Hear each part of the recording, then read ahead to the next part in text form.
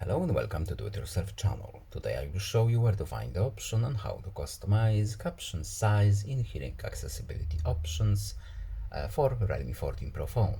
How to increase size of the captions, how to decrease it, where to find it. So settings first.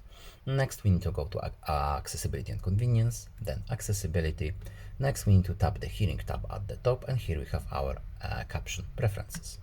First of all, we need to have our captions on using this switch right here.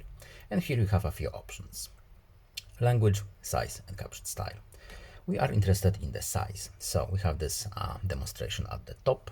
An example: we can have the very small, it will be almost invisible on the screen right here, or we can have the large option and everything in between. And that's pretty much it. Goodbye.